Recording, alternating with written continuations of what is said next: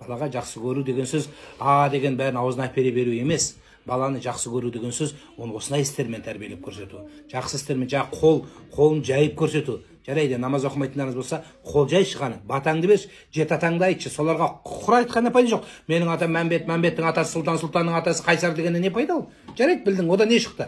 Ештеңе шыққан жоқ. Соларға Құран, дұға бағыштатып үйрету керек. Ал енді жеті атаңды айттың ба, соларға жеті атаңа Құран оқы. Содан кейін бізде кейбір жігіттердің мынандай бәлесі бар.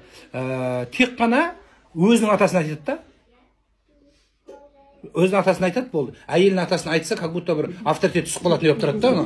Айтқысы келмейді, как будто айналып кетейін, саған өмірін сыйлаған адамның балаларының нағашылары ғой ол. Сондықтан олардың да жеті атасын балаға жаттатқызып қою керек. Бізде анау сол нағашыларын айтса, как будто сенің руынан шығып, соның руына кіріп кететін деп тұрады да, пропискасы. Кірмейді о жаққа.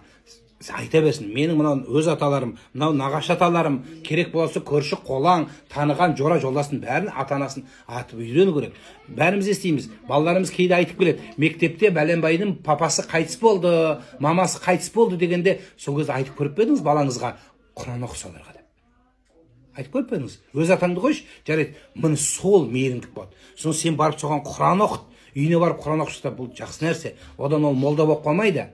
Одан молда оқымайды. Сондықтан жаңағы Құран оқу ол үлкен сауап, тәрбиелі нәрсенің бірі. Имандылыққа алып келеді сол нәрсе. Ата-ананы сыйлауға алып келеді. Ол сол әке сонда ана жылаған балаларды барып көреді. Ана папасынан ажырап, мамасынан ажырап жылап отырады ғой. Сонда сен көреді, менің әкемнің орны бар екен ғой. Мына өзі біреудің аяғы сынғанда, сынбаған адамның аяғы сынбайынша ол сынғанның қандай ауру екен білмейді ол. Сол сияқты ол ана әкесіне өлгенге қарайды да, менің әкем өліп қалса, мен де осылай жылайды екен ғой. Қой, мен әкемнің айтқан істеп қалайын, әкемнің қызметін, анамның қызметін жасап қалайын деп, сол тәрбие содан болады. Ал енді оны ол көрмесе, қойып қайтыс болып дегеннен пайда жоқ. Соған жиі бар, Құран оқып тұрыңдар, соны шақырып алып, бөлісіп тұрыңдар, жақсы сөз айтыңдар деген жақсы нәрсе. Мына